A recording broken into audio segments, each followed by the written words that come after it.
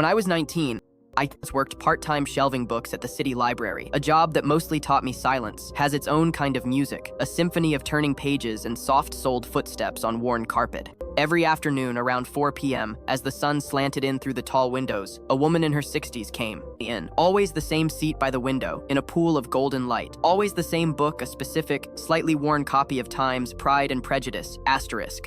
I noticed she never checked it out. She'd read a few pages, her finger tracing the lines, smile faintly at a well-known passage, and place a fresh daisy or a sprig of lavender between the pages before leaving, marking her place for the next day. One day, curiosity got the better of my youthful impatience. "You know you could just take it home," I said, gesturing to the book. "The checkout period is 3 weeks." She smiled, a look of deep, gentle amusement in her eyes. "I did once, 40 years ago."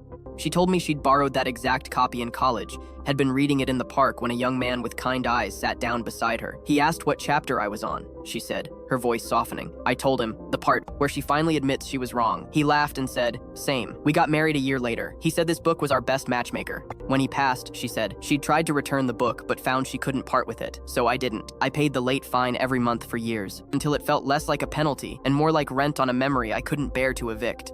She finally returned it last year, on the anniversary of his passing. It was the same edition, with the same spine creased at page 214, where she'd stopped reading the day they met. Now, she came just to visit it, to spend an hour in its company. "I don't take it home anymore," she explained, smoothing the cover with her hand. "Some love stories you only borrow for a while. The library owns the paper and ink, but the story inside, that will always be ours." The week before I quit that job, for a real career, she stopped coming. A strange emptiness filled her spot by the window. I found the book still sitting on the shelf, and inside, a final, perfectly pressed lily rested between pages 214 and 215. With a heavy heart, I checked the records on the old microfiche. She'd passed away that weekend. The head librarian, her own eyes misty, handed me a small, cream-colored envelope with my name written in a familiar, elegant script. It said, "For the boy who noticed."